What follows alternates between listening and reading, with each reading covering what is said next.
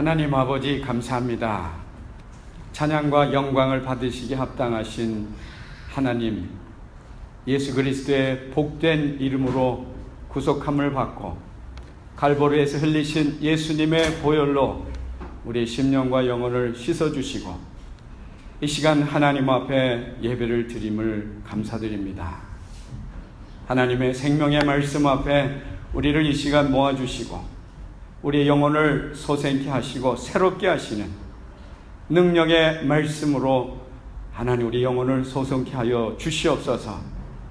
광야 같은 세상에 살아갈 때 캄캄함 가운데 어둠 가운데 방황할 때 주님의 생명의 말씀을 우리 심령과 영혼에 붙여주시고 새롭게 하셔서 하나님 세상을 이기며 살아갈 수 있도록 이 시간 주의 말씀으로 인쳐 주시옵소서. 그래서 하나님의 능력의 말씀 붙들고 용기 있게 힘을 낼 수 있도록 또한 이 시간 하나님께서 역사하여 주시옵소서. 예수님의 이름으로 감사하며 기도드리옵나이다. 아멘. 할렐루야. 오늘 특별히 Father's Day입니다. 우리 인사 한번 나누도록 하겠습니다. 앞에 주의 이름으로 사랑합니다. Happy Father's Day. Happy Father's Day. 주의 이름으로 사랑합니다. 저는 오늘 읽은 본문을 통해서 부자와 과부의 헌금이라는 제목 가지고 하나님의 말씀을 나누도록 하겠습니다. 하나님께서 세상을 창조하시고 제일 먼저 하신 일이 복을 주셨습니다. 그런데 이 성경에서 가장 복을 많이 받은 사람을 생각해 보면 큰 복을 받은 사람 아브라함이라고 우리는 생각할 수 있습니다. 아브라함의 인생을 보면 환경적으로나 아니면 가문이나 믿음, 재산 그 어떤 것도 조건이 그렇게 좋지는 않았습니다. 우상들의 섬기는 그런 가운데서 살았지만 하나님이 이 아브라함을 뽑으셔서 인도하셔서 축복을 하시고 이끌어 주셨던 것입니다. 그래서 아브라함이 믿음의 조상, 축복의 본이 되고 하나님의 벗이라고 성경의 말씀 기록하고 있잖아요.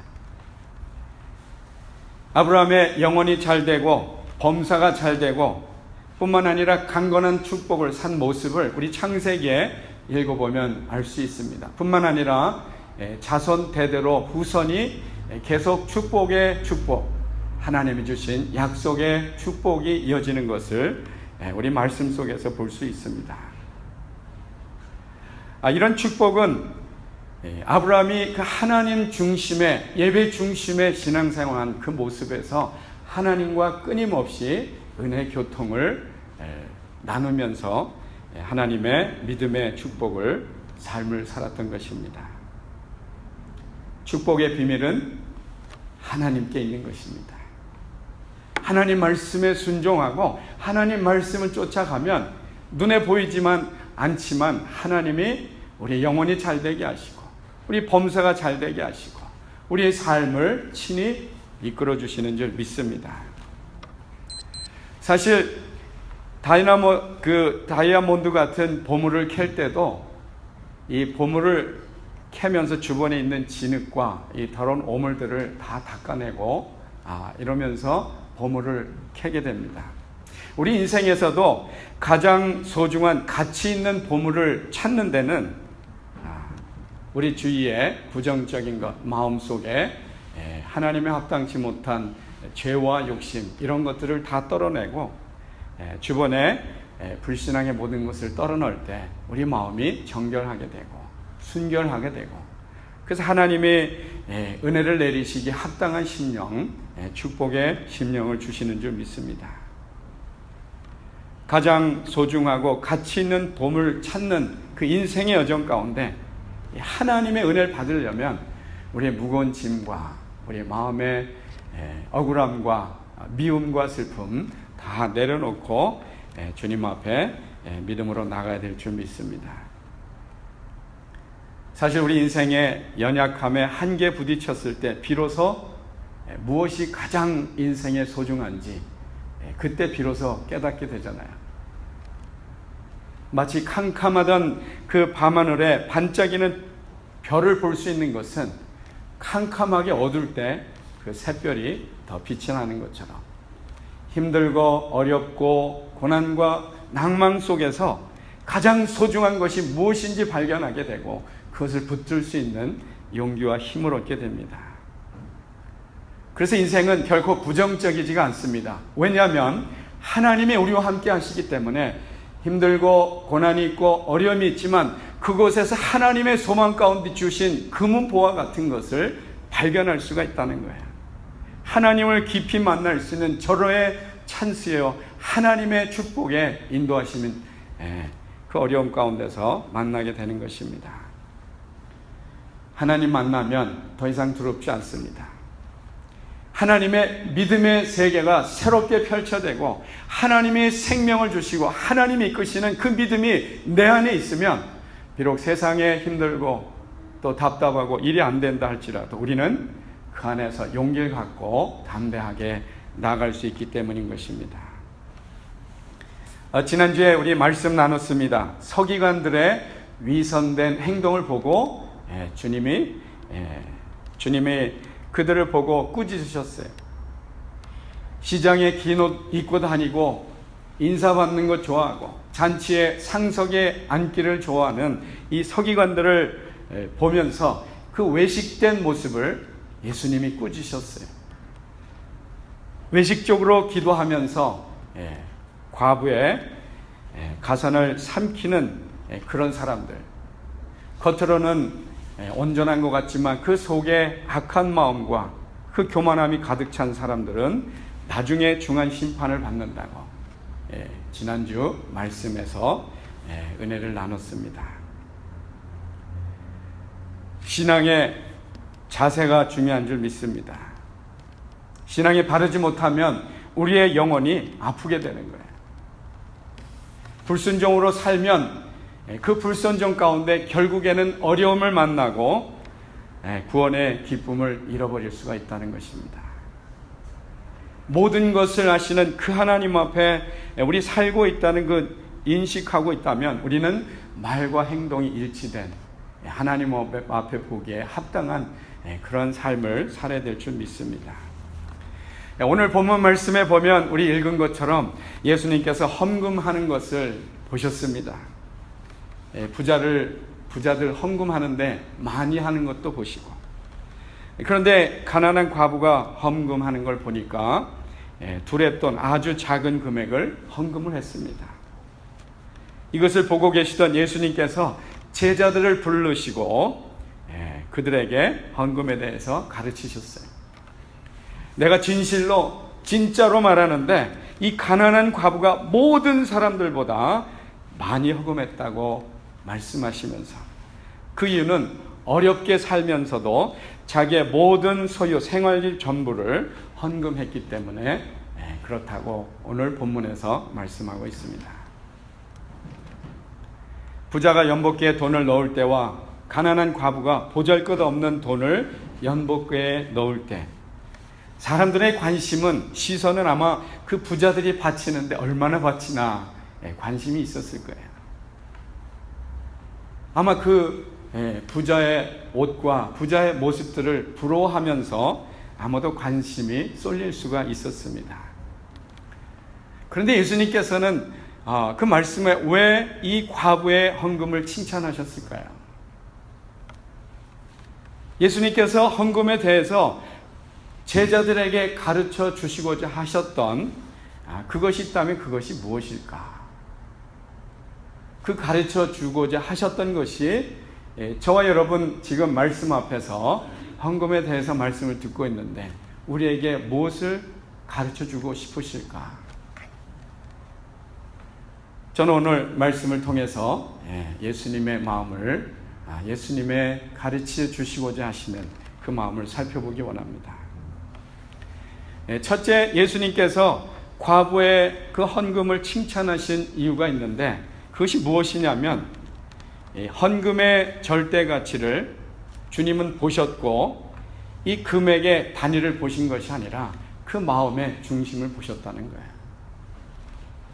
44절에 보면 저희가 다 그 풍족한 중에 넣었거니와 이 과부는 그 구차한 중에 자기 모든 소유 그 생활비 전부를 넣었느니라 하셨느니라. 액수로 말하면 부자가 엄청 많이 헌금을 했다는 거예요. 자신의 그 헌금을 드리면서 부자는 돈이 많으니까 많이 드렸겠지요. 그런데 그것이 일부라는 거예요.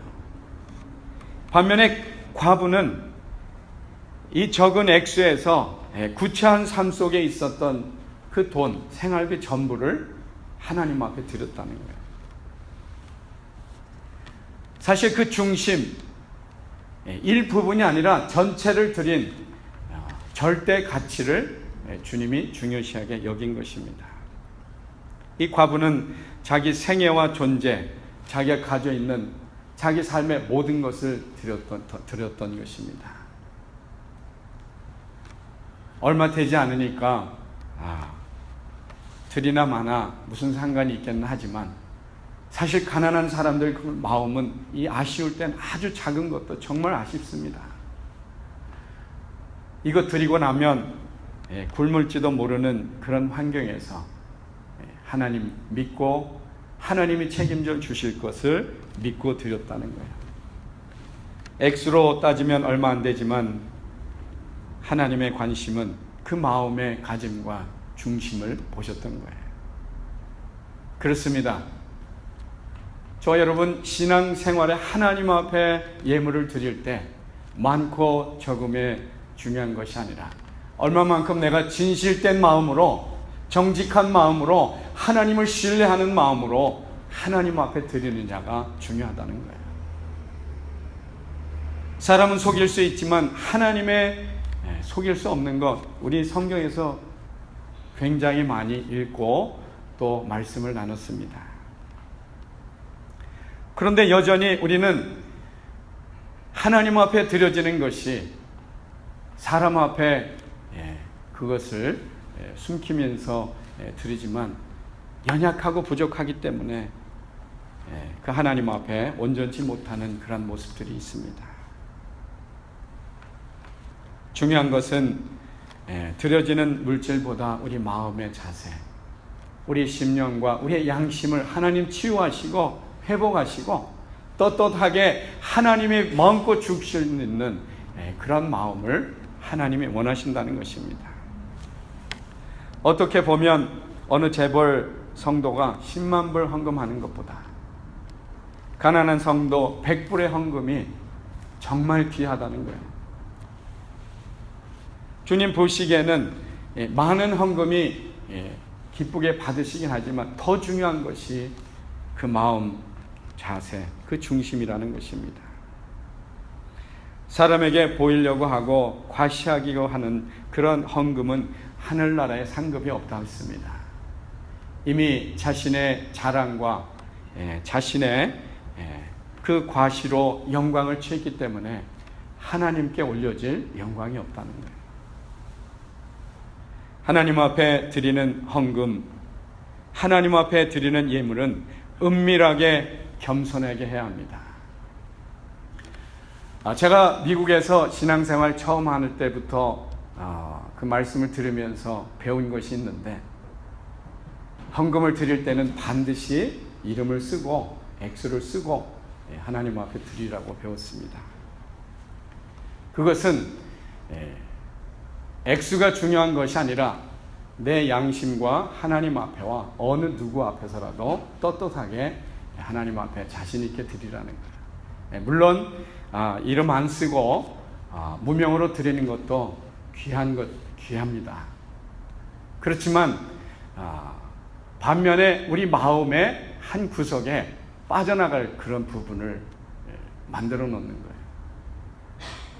사실 사람은 얼마나 우리 마음이 지능적이고 악한지 그 계산을 다 하면서 신앙생활하고 또 삶에서 보면 생각하지 못한 그런 것까지, 핑계까지 미리 만들어 놓고 완벽하게 만들어 놓고 하는 경우가 많잖아요. 이 다른 사람 볼 거 없습니다. 다 각자 자기 자신을 생각하고 안 해요.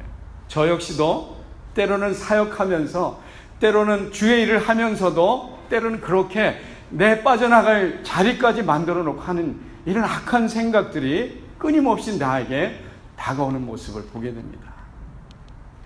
그래서 어쩌면 하나님 앞에 불순종할 그런 것을 빠져나갈 수 없도록 안전장치를 하는 것이 중요하다는 거예요.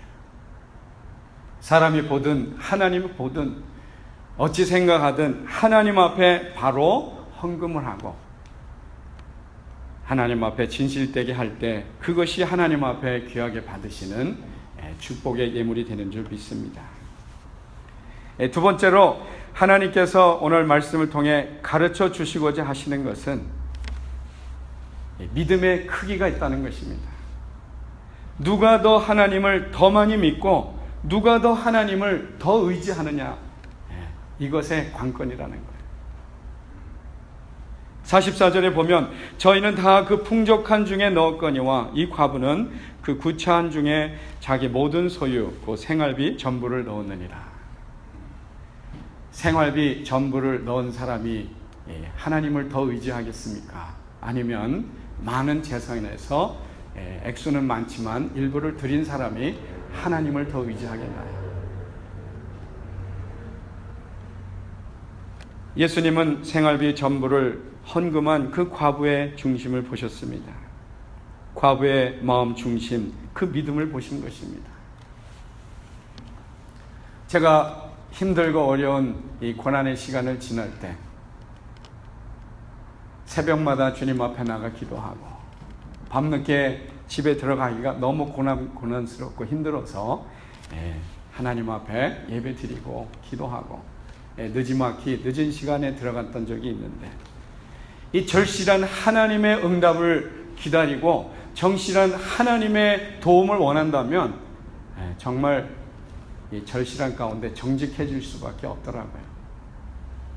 내 자신의 바닥까지, 연약한 모습까지 다 드러나게 되고 그것을 하나님이 깨닫게 하셔서 그 부분까지 만지시고 고치시길 원하시는 거예요. 사람은 적당히 위로해주고 적당히 치료해주길 원하시지만 하나님, 우리 밑바닥에, 가장 밑바닥에 숨겨져 있는 나의 아픈 것, 누구도 그것을 손댈 수 없는 그것을 하나님 만지시고 그것을 치유하시고 회복시켜 주셔서 이 땅에 건강하게, 이 땅에 자유스럽게, 이 땅에 다시 한번 회복하고 하나님의 뜻에 따라 살 수 있도록 그것을 치유해 주시기 원하시는 거예요. 그래서 하나님 앞에 진실되게 신앙생활해야 하는 이유가 바로 여기 있는 것입니다. 하나님을 얼마만큼 신뢰하고 얼마만큼 믿고 있는지를 하나님은 알고 계십니다. 그런데 때로는 우리 자신을 속이고 있습니다. 우리 자신이 속이다 보면 어디서부터 잘못됐는지도 모르고 헤매고 방황할 때가 있다는 거예요.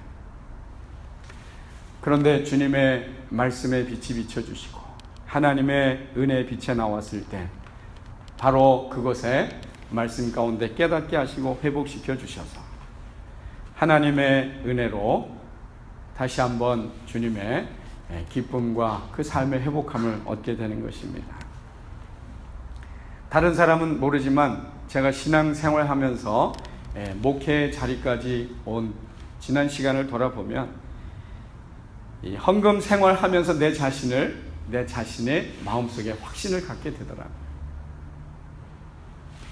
헌금을 제대로 하지 못하고 하나님 앞에 헌신된 생활을 제대로 못하면 제가 하나님 앞에 기도할 때 강력하게 기도를 할 수가 없더라고요. 떳떳하게 하나님 좀 해결해 주세요, 이렇게 잘 말하기가 부끄럽더라고요.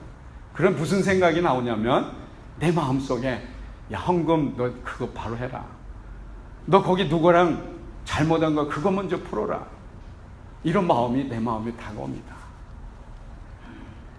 그러면 그 마음 엎어져서 울고 하나님 정말 할 수 없습니다, 자존심도 아니고 뭔지 모르지만 이 묶인 것이 그걸 내놓고 그 사람 앞에서 하기가 정말 어려워요. 아마 연습이 안 돼서 그런지 그 마귀가 그걸 붙들고 있어 그런지 하여튼 정말 힘듭니다.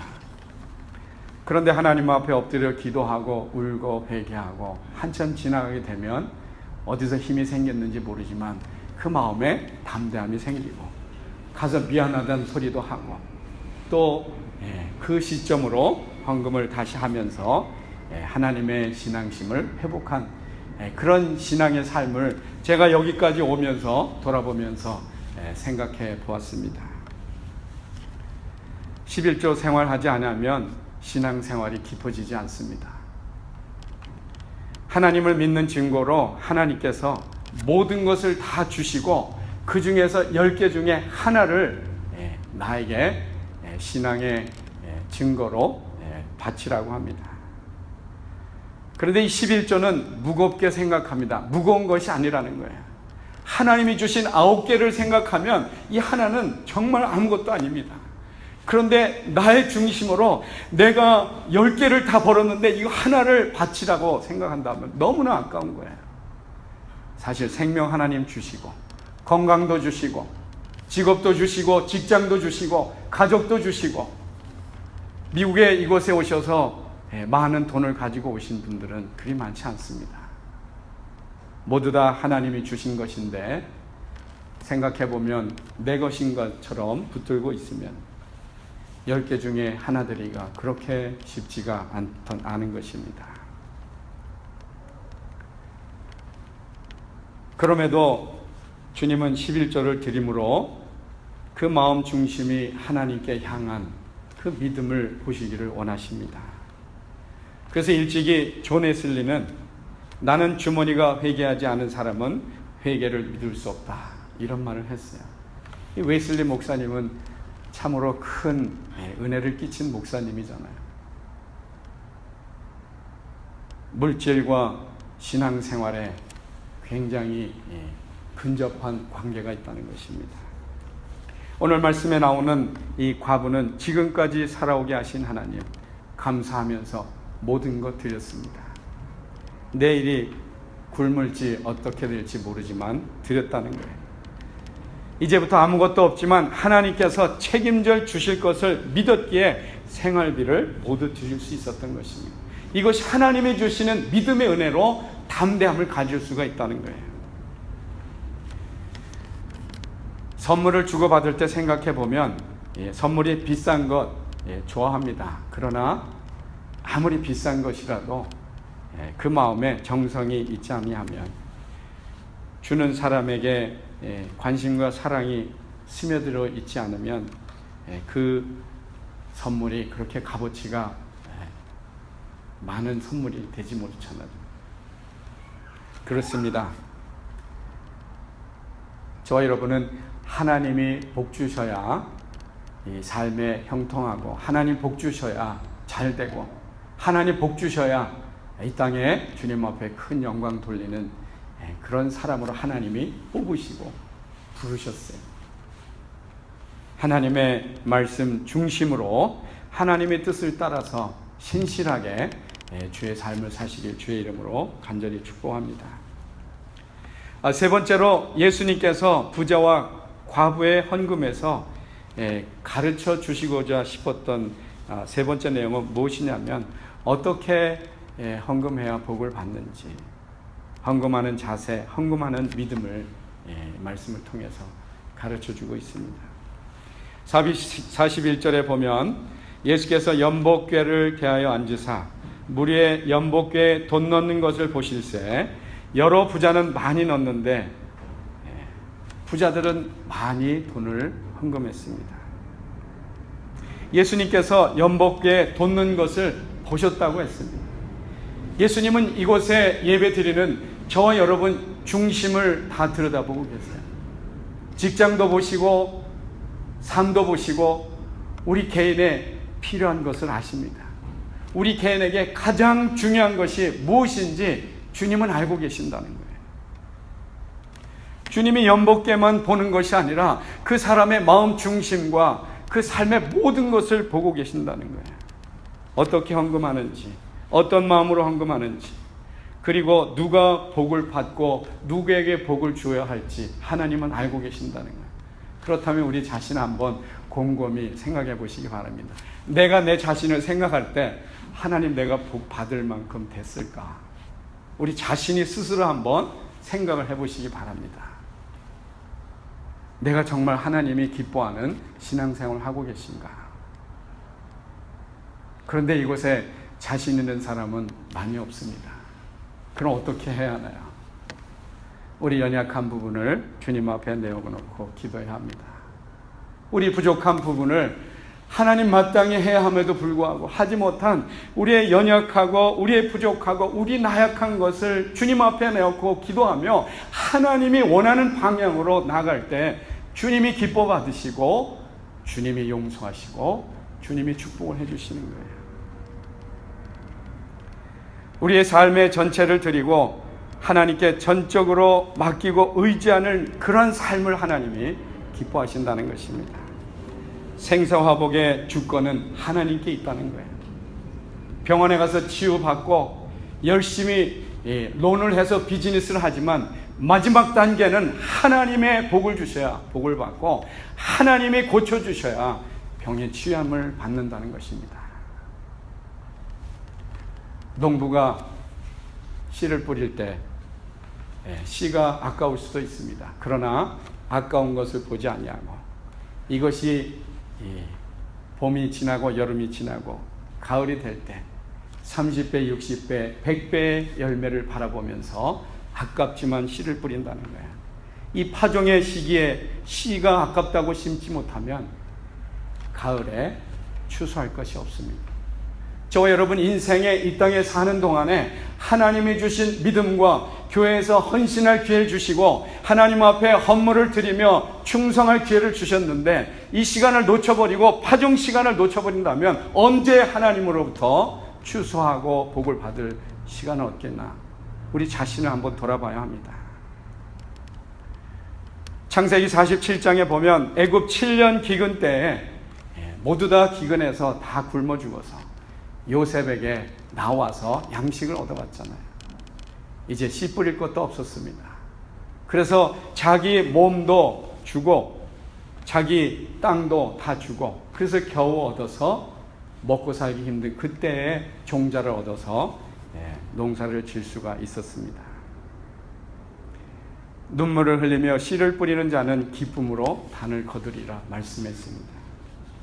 울며 씨를 뿌리러 나가는 자는 정령 기쁨으로 그 단을 가지고 돌아오리라 했습니다. 그렇습니다. 과부의 중심을 보시는 하나님. 믿음은 사람들 마음에 있습니다. 의지적이고 감정적이고 지식적이고 이것이 하나님 말씀에 내 마음에 거해서 그 말씀에 순종하고 나갈 때 그 믿음이 주님 앞에 상달되고 이로 말미암아 하나님의 응답의 문이 열어지는 줄 믿습니다. 우리 잘 아는 것처럼 혈류병 여인이 12년 동안 피를 흘리면서 고통당했어요. 12년 동안 피를 흘리고 불결한 병이라 얼마나 많은 의사를 찾아다니고 좋다는 약은 다 먹어보고 사람의 멸시도 받으면서 보낸 12년의 세월. 그런데 좋은 소식을 들었습니다. 예수님을 만나면 치유함을 받고 소경도 눈을 뜨고 안진뱅이도 일어서고 귀신도 떠나가는 이런 소식을 들었어요. 이 소식을 들은 혈류병 여인이 예수님 옷자락을 만지고 낫겠다는 그런 믿음이 생겨서 주님 앞에 나가 옷자락 만졌잖아요. 그렇습니다. 그 믿음의 열망 가운데 주님이 치유하시고 회복시키셨습니다. 그렇습니다. 하나님은 저와 여러분을 치유하시고 회복시켜 주시기 원하십니다. 하늘문을 여시고 하늘의 신령한 것으로 축복하시기를 원하십니다. 기도하는 것 응답해 주시기 원하십니다. 가정이 잘 되고 그리고 비즈니스도 잘 되고 머리가 될망정 꼬리가 되지 않는 복된 삶으로 살기를 하나님은 정말로 원하셔요. 그런데 그릇이 되기를 원하신다는 거예요. 저와 여러분 하나님을 믿고 정말 믿음의 그릇이 되어보지 않겠습니까? 이 시대에 정말 아우성치는 광야와 같은 삶 속에서 정말 하나님 의지하고 하나님 바라보고 신앙생활에서 하나님 앞에 영광 돌리는 하나님의 귀한 삶으로 주님 앞에 설 수 있도록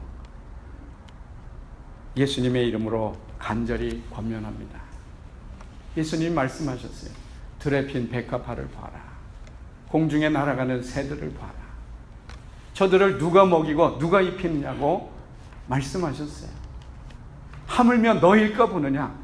예수님이 십자가에서 저희를 구원해 주시고 하나님 자녀 삼으셔서 영생의 길로 이끄는 그 하나님이 하물며 너희일까 보냐. 얼마나 우리를 사랑하시는지 예수님을 십자가에서 죽이시고 제물을 받으시고 저와 여러분을 살리신 하나님이십니다. 광야 40년 동안 만나를 내려서 먹여주시고 우리를 보여주셨어요.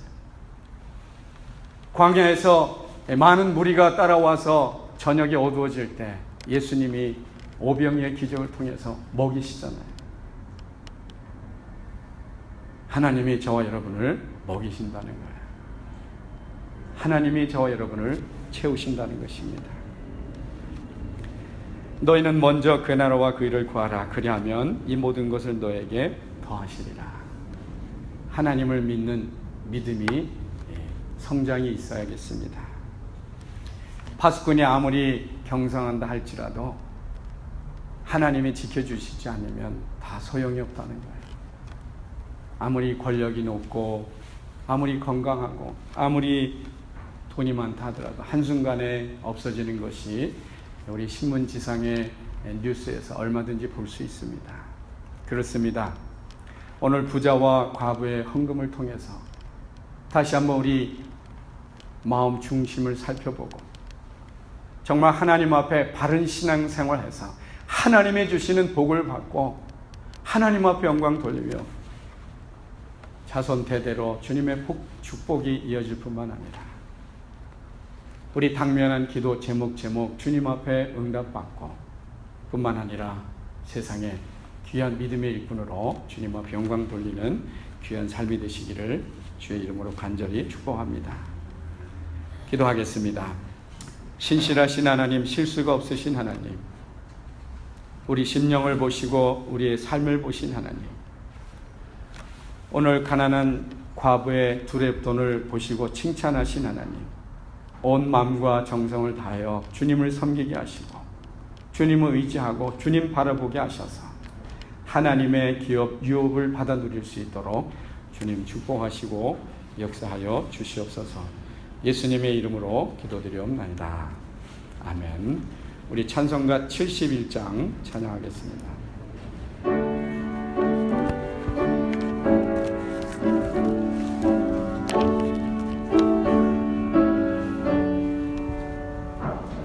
내게 있는 모든 것을 아낌없이 바치네.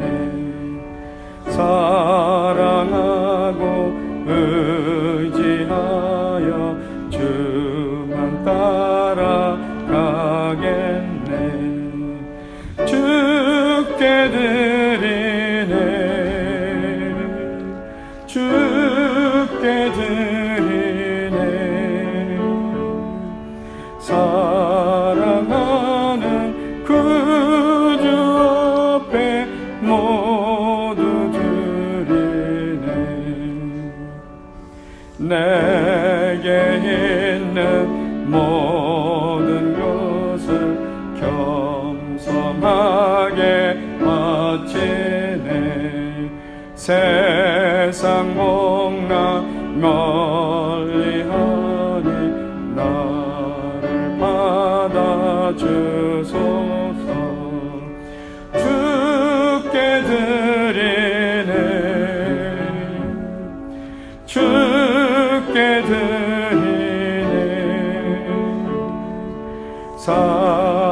사랑하는 그 주 앞에 모두 내게 있는 모든 것을 주를 위해 바치네. 크신 권능 충만한